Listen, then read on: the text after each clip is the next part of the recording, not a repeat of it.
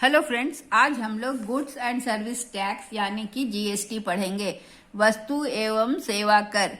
GST के बारे में जानने से पहले हमें दो कॉन्सेप्ट को जानना होगा, डायरेक्ट और इनडायरेक्ट टैक्स। तो सवाल उठता है कि डायरेक्ट टैक्स जिसे हम प्रत्यक्ष कर कहते हैं और इनडायरेक्ट टैक्स जिसे हम अप्रत्यक्ष कर कहते हैं।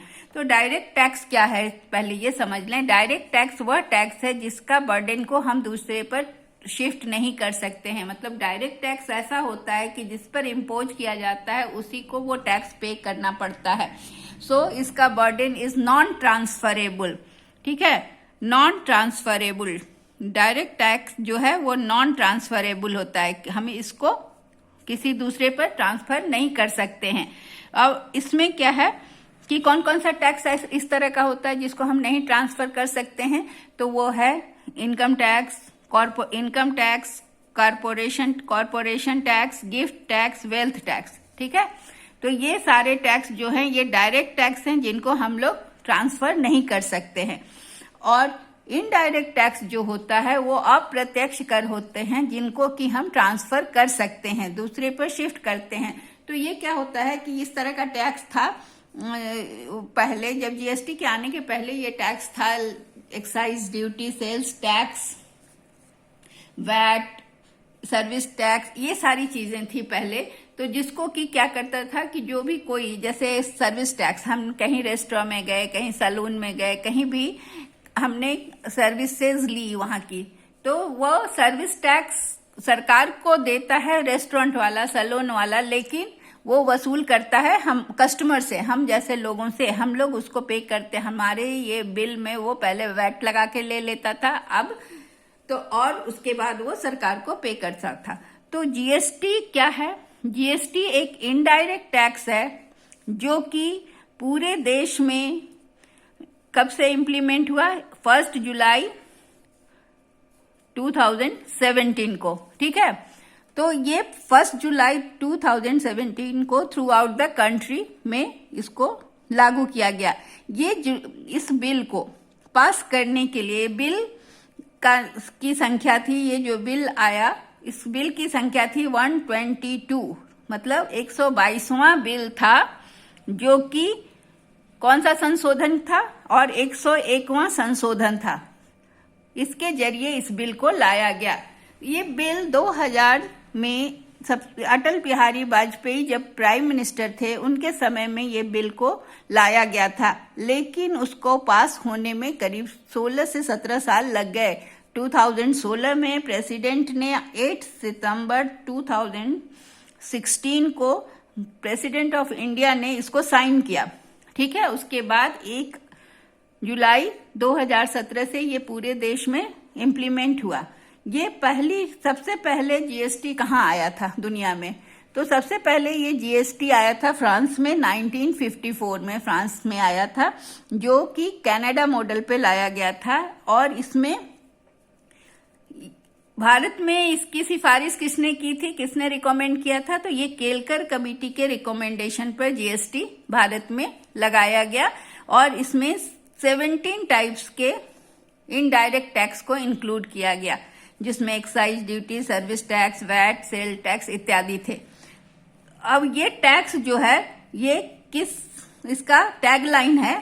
टैगलाइन क्या है? 1 नेशन 1 टैक्स। पूरे देश में एक टैक्स होगा, एक देश में एक टैक्स। जब ये लागू किया गया तो सबसे पहले इसे किसने अपनाया और इम्प्लीमेंट किया? सबसे पहले आसाम ने इसको इम्प्लीमेंट किया। और सबसे लेट किसने अपनाया? तो वो जम्मू एंड कश्मीर है, लास्ट टू इम्प्लीमेंट। अब जीएसटी के पेमेंट की रिस्पॉन्सिबिलिटी, जैसे कि मैंने बताया कि ये सर्विस प्रोवाइडर का है। जीएसटी हम नहीं देते हैं सीधे, बल्कि ये सर्विस प्रोवाइडर देता है, जो कि हम लोगों पे या कस्टमर पे शिफ्ट कर दिया जाता है।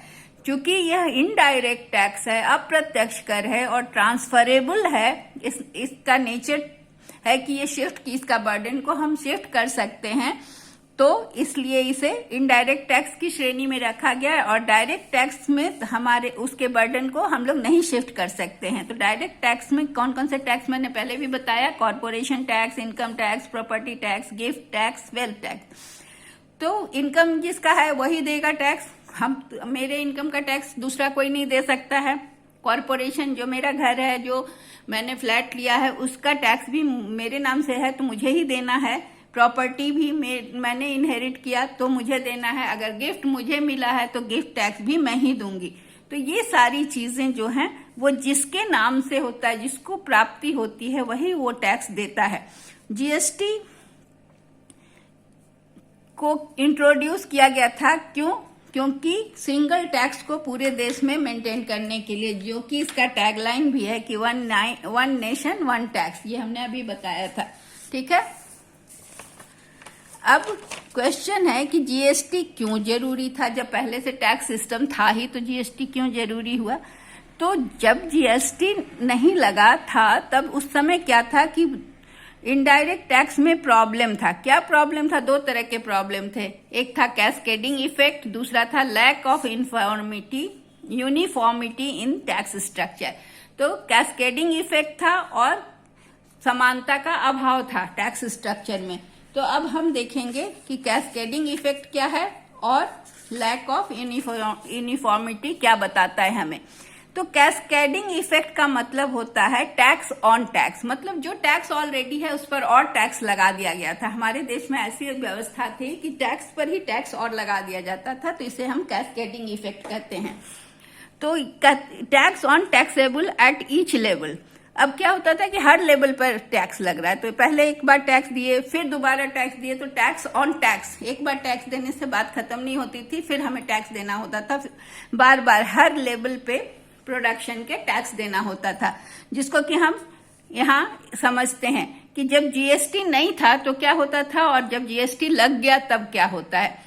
तो जब जीएसटी नहीं था तो हम लोग क्या करते थे, सपोज हम ब्रेड के लिए आटा खरीदने गए या मैदा खरीदने गए ब्रेड बनाने के लिए, हम ब्रेड मैन्युफैक्चरर हैं या आप ब्रेड मैन्युफैक्चरर हैं, तो आई गो फॉर फ्लोर। अब मैदा या आटा जो भी है वो लेंगे तो उसका रॉ मटेरियल का प्राइस है 500।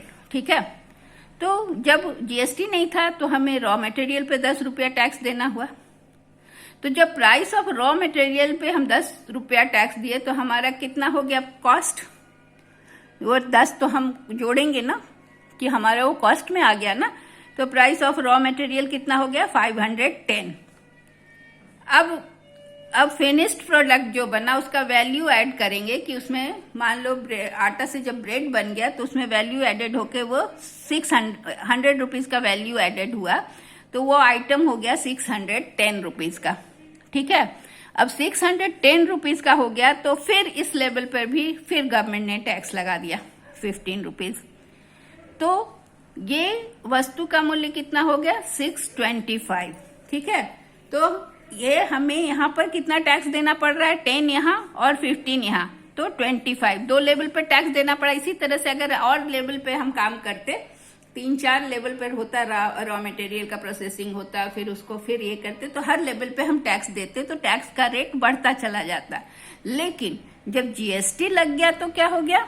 जीएसटी के लगने के बाद हमारा टैक्स नहीं लगा। टैक्स क्या है? 500 रुपीज है रॉ मटेरियल का कॉस्ट और कोई टैक्स नहीं, तो ये 500 ही हमने दिया। ठीक है, और उसके बाद जब हमने प्रोडक्शन किया तो 500 में वैल्यू एडेड होके ये 600 हो गया। यहाँ पर ये 610 था क्योंकि ये 10 रुपीज का टैक्स जुड़ा हुआ था। लेकिन जब हमने 600 का सामान बना लिया तो एक बार तो टैक्स देना पड़ेगा ना सरकार को। तो सपोज एक बार हमने टैक्स दिया, सरकार ने जीएसटी लगा दिया, दैट इज 7 रुपीज जीएसटी लगाया, तो ये टोटल जो प्रोडक्ट हो गया वो 607 का हो गया। ठीक है, तो ये क्या हुआ? देखो अंतर कितना है, तो 18 रुपीज का फर्क पड़ रहा है। तो टैक्स तो दे रहे हैं हम, लेकिन यहाँ पर एक ही बार टैक्स दे रहे हैं। अब एक और सवाल उठता है कि अगर सपोज कि हम यहाँ पर टैक्स हमें देना पड़ गया, ठीक है, 10 रुपीज टैक्स देना पड़ गया, तो सरकार क्या कहती है कि ठीक है आप टैक्स दे दो, तो ये मेरा टोटल यहाँ प्राइस बढ़ के 617 हो जाएगा क्योंकि ये 10 रुपीज टैक्स का भी जुट गया। तो सरकार बोलती है कि जब आपने जीएसटी में टैक्स दे दिया यहाँ पर भी, तो आपको क्या करना है उसको, कि जब आप जीएसटी का रिटर्न फाइल करेंगे तो आप रिटर्न फाइल करेंगे तो आप ये 10 रुपया मेंशन करेंगे तो गवर्नमेंट आपको ये 10 रुपया रिफंड कर देगी। ठीक है, तो आपने इस लेवल पर जो टैक्स दिया उसको आपको सरकार रिफंड कर देगी। तब इसमें क्या करना है कि आपको ये टैक्स को जोड़ना नहीं होगा यहाँ पर। अगर नहीं तो मान लीजिए कि आपका सामान 607 का है और आपने इसको 647 पे बेचा। ठीक है, तो इसमें क्या हुआ कि 7 रुपीज तो आपको टैक्स देना है और 10 रुपीज आपने पहले दिया है। तो 614 माइनस कितना रुपया हम माइनस करेंगे? 17। नहीं, जो मैंने 10 दिया, 7 तो देना ही है हमें, तो हमारा 637 रुपीज मिलेगा, जिसमें कि कॉस्ट हमारा 607 है और हमें फायदा कितना हुआ? 30 रुपीज का। ठीक है, तो जीएसटी के आने से ये सहूलियत हो गई कि हमें हर लेवल पे टैक्स नहीं देना है, और जब टैक्स देंगे तो हम जीएसटी रिटर्न जब फाइल करेंगे तो उसको मेंशन करेंगे तो हमें रिफंड हो जाएगा। ठीक है, तो और सरकार को हम टैक्स भी दे रहे हैं यहाँ पर, तो टैक्स और रिफंड कर 10 रुपया जो रिफंड कर रहे हैं उसके बावजूद हमें कितना प्रॉफिट हो रहा है? 30 रुपीज, और यहाँ पर वो प्रॉफिट नहीं हो रहा है। तो क्या कह रहा है कि अगर जब हमारा ये रॉ मटेरियल फिनिश्ड गुड में जब हो जाता है, फिनिश्ड गुड बन जाता है, तो उसका वैल्यू बढ़ जाता है, तो 10 रुपया जीएसटी विल बी रिफंडेड। क्या होगा? जब हम जीएसटी रिटर्न फाइल करेंगे तो ये जीएसटी हमें रिफंड हो जाएगा। तो ये हो गया कैस्केडिंग इफेक्ट यहाँ पर नहीं है। यहाँ पर टैक्स ऑन टैक्स नहीं है, टैक्स पर टैक्स नहीं है। यहाँ एक टैक्स लग चुका, फिर दोबारा टैक्स लग रहा है, तो इसको हम कहते हैं कैस्केडिंग इफेक्ट। ठीक है, ये क्लियर हो गया। दूसरा है lack of uniformity in tax structure. क्या है कि टैक्स के स्ट्रक्चर में समानता नहीं है। पूरे देश में अलग अलग टैक्स है, हर देश में अलग, हर राज्य में अलग अलग टैक्स है। आप सुनते होंगे हमेशा ये कहा जाता है कि वहां पर टैक्स कम है तो वहां हमारा कार्ड सस्ता, दिल्ली में कार्ड सस्ती है तो उड़ीसा में महंगी है, तो झारखंड में महंगी है। तो ये क्यों है?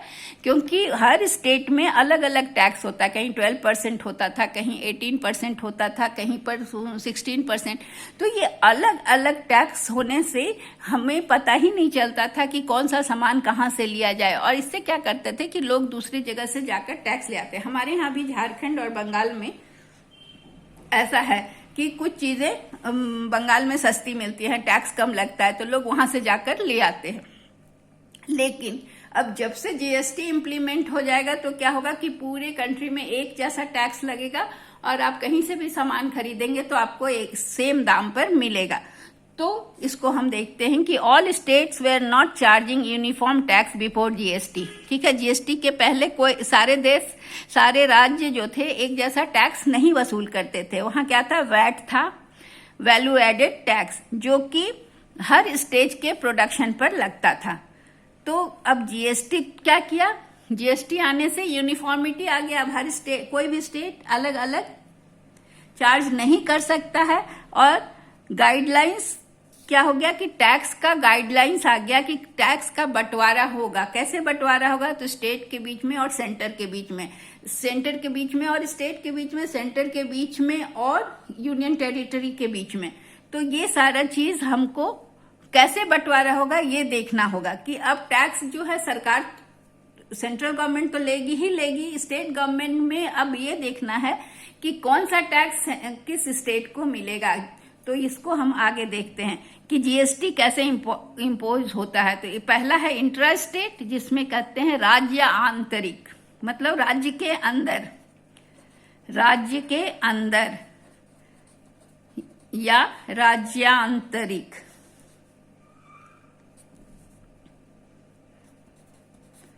ठीक है, और इंटर स्टेट मतलब अलग अलग राज्य में कैसे इस टैक्स का बंटवारा होगा, अलग अलग राज्य में टैक्स का बंटवारा कैसे कैसे होगा, जिसको कहते हैं अंतरराज्यीय इंटर स्टेट। मतलब एक स्टेट से दूसरे स्टेट में जीएसटी का बंटवारा कैसे होगा, इम्पोजिशन कैसे होगा, इसको अब हम समझते हैं। तो हमने क्या देखा, दो चीज देखा कि टैक्स जीएसटी की आवश्यकता इसलिए पड़ी कि क्योंकि पहले कैस्केडिंग इफेक्ट था। ये बहुत इंपॉर्टेंट टर्म है। कैस्केडिंग इफेक्ट क्या है कि टैक्स पर टैक्स, जब एक बार टैक्स लग गया फिर उस पर दोबारा टैक्स, फिर तिबारा टैक्स जो लगता था उसको हम कैस्केडिंग इफेक्ट कहते हैं। जीएसटी ने ये टैक्स का कैस्केडिंग इफेक्ट को हटा दिया। सपोज अगर किसी भी केस में अगर आप 2 बार टैक्स दे भी देते हैं जीएसटी में, तो आप जब जीएसटी रिटर्न भरेंगे तो आप उसको मेंशन करेंगे तो सरकार आपका वो टैक्स रिटर्न कर देगी। अब हम देखते हैं कि जीएसटी किस तरह से इम्पोज होता है एक राज्य के भीतर और विभिन्न राज्यों में। तो इसको अब हम समझते हैं। तो पहला जीएसटी को हम समझते हैं इंटर स्टेट। इंट्रा स्टेट मतलब स्टेट के अंदर। अगर मान लीजिए कि कोई बायर और सेलर, किसी वस्तु के बायर और सेलर एक ही स्टेट के हैं, एक ही स्टेट बाउंड्री के अंदर परचेजिंग और सेल हो रहा है, मतलब खरीदने वाला भी उसी स्टेट का है और बेचने वाला भी उसी स्टेट का है, मतलब उसी स्टेट में प्रोडक्ट प्रोड्यूस हो रहा है और उसी स्टेट में बिक रहा है। तो क्या होगा कि टैक्स का जो डिवीजन होगा वो सेंटर और स्टेट के बीच में होगा।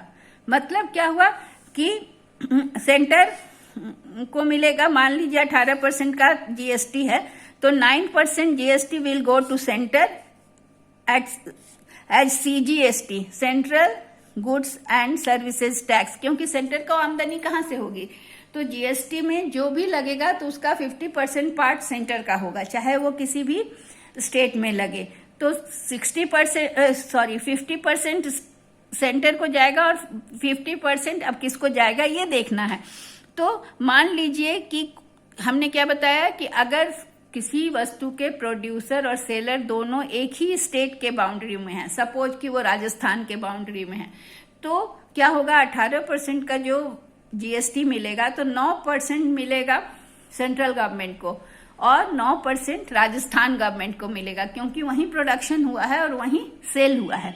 ठीक है, तो स्टेट गवर्नमेंट को जाएगा जहां पर गुड प्रोड्यूस्ड और सोल्ड हुआ।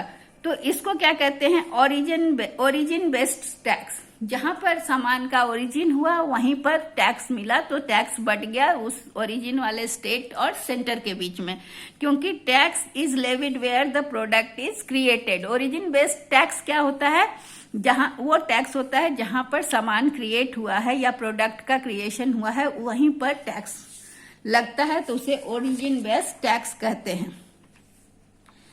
दूसरा है इंटर स्टेट टैक्स। ठीक है, तो इंटर स्टेट टैक्स में क्या होता है कि जब एक जगह सामान बना, एक राज्य में बना और दूसरे राज्य में बेचा गया, सपोज कि गुजरात में बना और उसको यूपी में बेचा गया, तो गुजरात में बना तो जो भी टैक्स मिलेगा तो गुजरात में क्या होगा कि वो टैक्स का 18% जो होगा, गुजरात में बना 18% टैक्स मिला तो उसमें 9% तो चला गया सेंटर को, और ये जो बाकी का 9% है वो गुजरात को नहीं मिलेगा। गुजरात में सामान बना फिर भी गुजरात को नहीं मिलेगा, क्योंकि ये सामान सेल कहाँ हुआ, यूपी में। तो ये 9% का जो SGST है, एक होता है सेंटर का CGST और ये 9% SGST है, ये मिलेगा यूपी गवर्नमेंट को। ठीक है, और उसको कुछ नहीं मिलेगा गुजरात को। तो गुजरात को क्या फायदा हुआ फिर, तो गुजरात को ये फायदा हुआ कि वहां प्रोडक्शन होने से, इंडस्ट्री बैठने से वहां के लोगों को रोजगार मिला, वहां की आमदनी बढ़ी, ये सारी चीजें हुई। लेकिन टैक्स का फायदा किसको हुआ, जहां बना और जहां सेल हुआ। अब ये मान लें कि ये सामान जो बना वो अलग अलग स्टेट में चला गया, खाली यूपी में ही नहीं गया, बिहार भी चला गया, झारखंड भी चला गया, तो झारखंड भी चला गया। तो अब सवाल है कि ये जितना परसेंट, 10% अगर बिहार चला गया, 10% झारखंड चला गया, तो ये 9% जो बचा है उसमें से क्या होगा कि सब स्टेट को बटेगा। 9% का 10% मिल जाएगा बिहार को, फिर 10% झारखंड को मिल जाएगा। तो ये कहते हैं कि अगर एक प्रोडक्ट राजस्थान में बना और बिहार में बेचा गया तो आउट ऑफ 18% IGST, ये IGST कहलाएगा, अभी हम आगे पढ़ेंगे। IGST होता है इंटीग्रेटेड जीएसटी, जो कि कई राज्यों में बट गया, एक यूपी में बट गया, तो बिहार में, तो झारखंड में, मतलब अलग अलग स्टेट में। तो और 9% जीएसटी चला गया सेंटर को सीजीएसटी की तरह से। और वो अगर केवल बिहार गया, अगर ये यहाँ तो मैंने बिहार का उदाहरण दिया, लेकिन यहाँ मैंने यूपी बताया, तो नो प्रॉब्लम। अगर यहाँ पर यूपी गया, इसको हम यूपी कर देते हैं तब आपको समझने में। तो यूपी में गया, अगर इस तो यूपी को 9% मिला। अगर सपोज कि पूरा आधा ये सामान जो है सो केवल यूपी ही में ना जाके और भी स्टेट में चला गया, तो उसी हिसाब से जितना परसेंट सामान दूसरे स्टेट में गया, हाँ, वहां उतना जीएसटी उस स्टेट को मिलेगा। तो इसको कहते हैं आईजीएसटी। आईजीएसटी का मतलब होता है इंटीग्रेटेड जीएसटी, जो किसको मिलता है? बायर स्टेट को। फॉर इंटर स्टेट ट्रांजैक्शन, जो खरीदने वाला स्टेट है उसको मिलता है इंटीग्रेटेड जीएसटी।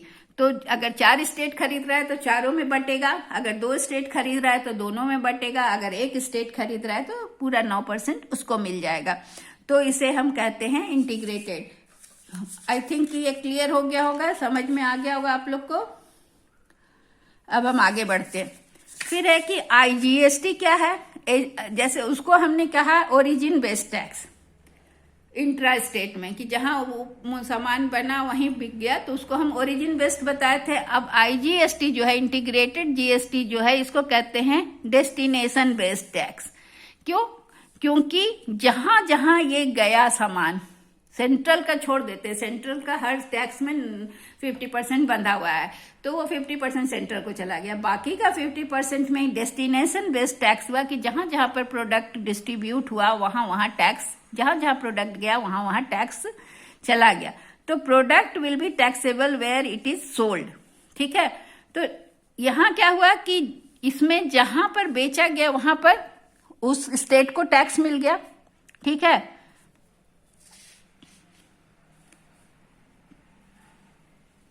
तो टाइप ऑफ जीएसटी यहां पर होगा कि टैक्स विल बी